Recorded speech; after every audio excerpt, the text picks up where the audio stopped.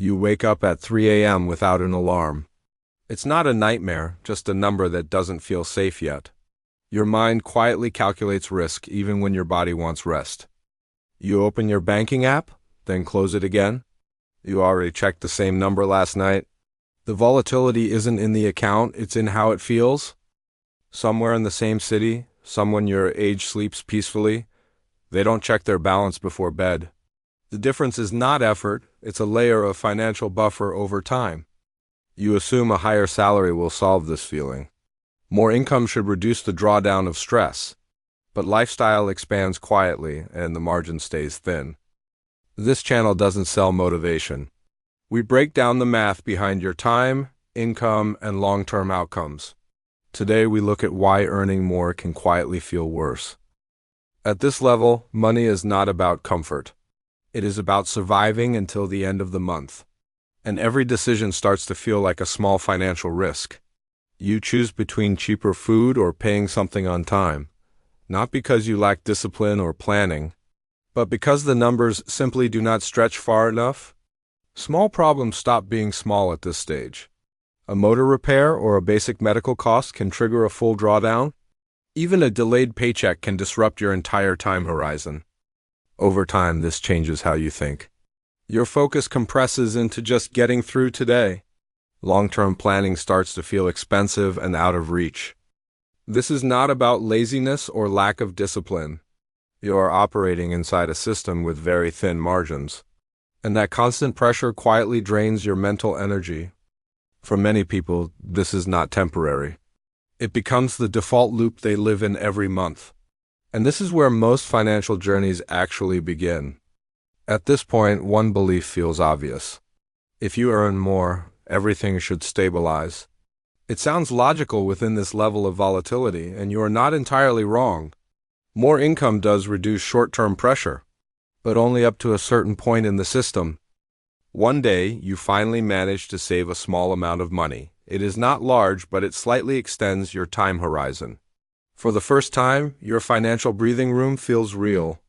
Small expenses no longer feel like immediate threats. Your perceived volatility starts to decrease even if nothing fundamental has changed. Stability begins to feel possible, even if fragile. Then you notice something uncomfortable.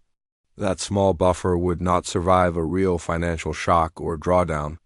It only delays risk, it does not remove it. But something important has changed beneath the surface. Your reaction to money becomes less emotional and more measured over time. The system feels slightly more predictable. You stop checking your balance every few hours. The need for constant reassurance slowly fades away. Time starts to matter more than the number itself. This is not a large financial milestone. It is a small psychological shift that compounds over time. But the impact is noticeable in your daily decisions. At this point, you begin to see patterns more clearly. Money is not just a tool, it shapes perception and behavior. Over the long term, that awareness compounds quietly. And this is only the beginning of a deeper shift. As income grows, complexity and expectations also increase. The system becomes more stable, but not necessarily easier. Your savings finally start to feel stable. The numbers give you a sense of control over short-term risk. But stability does not remove uncertainty, it just delays it. A large expense shows up, but it no longer feels like a crisis. You absorb it without panic, like a manageable drawdown. The emotional volatility starts to decrease. You notice something new, you now have options.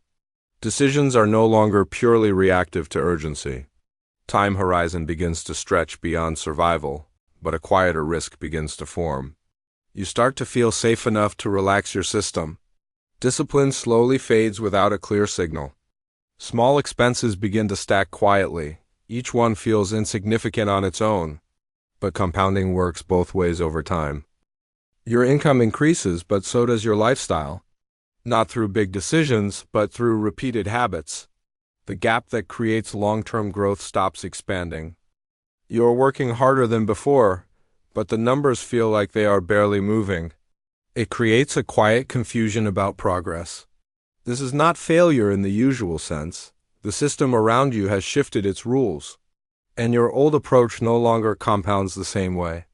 As your income increases, your expectations quietly rise with it.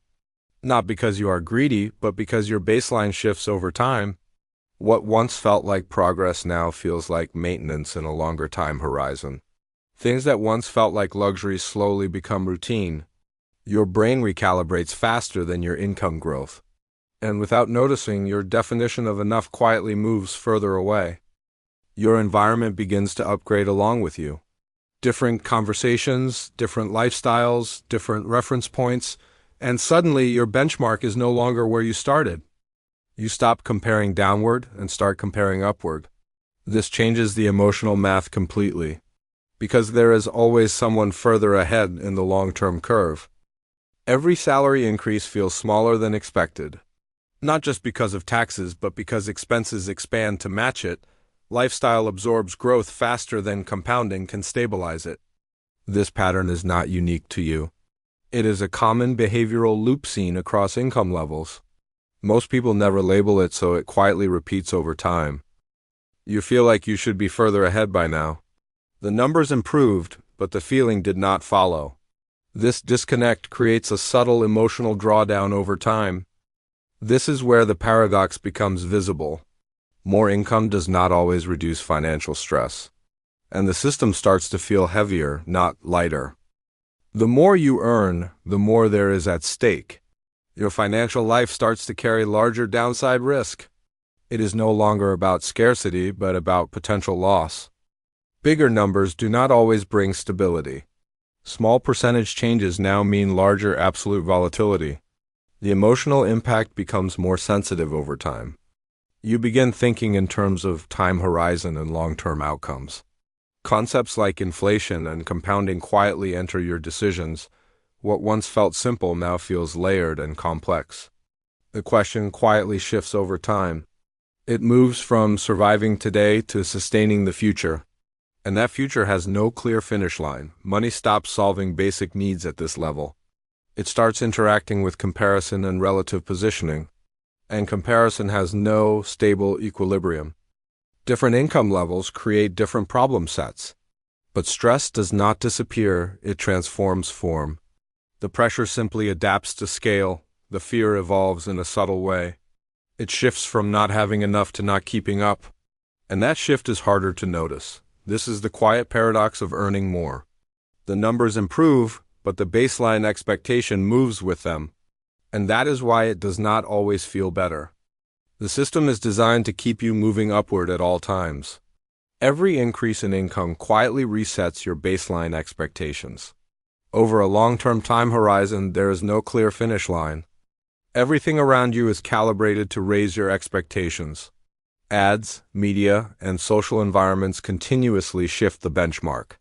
This creates a constant sense of relative underperformance. When you feel behind, spending starts to feel like catching up, not because of need, but because of perceived gaps. Short-term decisions begin to ignore long-term compounding. The faster you try to catch up, the more exhausting it becomes. Like running on a treadmill with increasing speed. Effort rises, but position stays the same. The issue is not always income level. It is the absence of a clear definition of enough. Without that, volatility and satisfaction becomes constant. You are rarely given a target number to stop at. Instead, you are given a moving emotional benchmark. And that signal is stronger than logic. Without awareness, this loop continues indefinitely. You keep leveling up, but the sense of progress feels shallow. Many people stay in this cycle for years. What changes is not always your life conditions. It is your internal standard of living. And that shift quietly shapes your financial reality. At some point, money stops reducing real pain. It starts reducing comparison instead. And those are two very different problems over a long-term time horizon. More money still matters in reducing financial risk, but it stops being the main solution. It becomes just another tool in a volatile system.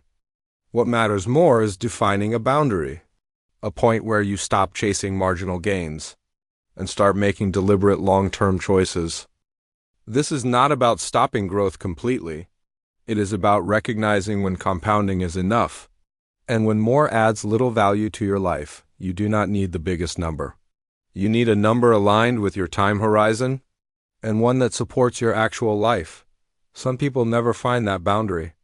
They keep chasing higher numbers through volatility cycles, and satisfaction keeps moving further away. Others stop at a reasonable level. They reduce unnecessary risk exposure and start enjoying stability without constant pressure. In the end, the difference is not income level. It is not about avoiding drawdowns completely. It comes down to the decisions you make repeatedly. Tomorrow morning, you will check that number again. It might still feel insufficient even after everything you've done. And within a long-term time horizon, that feeling is more common than people admit. But this time, you understand something different. The problem is not always the number itself, but the expectations attached to it. And expectations tend to scale faster than income over time.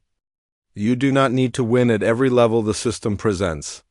You only need to recognize your acceptable level of risk and stability, and choose where enough actually is. If this way of breaking down numbers feels clearer to you, then you are not alone. Most people are not looking for hype, but for clarity, and clarity reduces emotional volatility over time. Subscribe if you want to keep understanding how the system actually works. Not just how to play, but when to stop playing, because long-term outcomes depend on knowing both.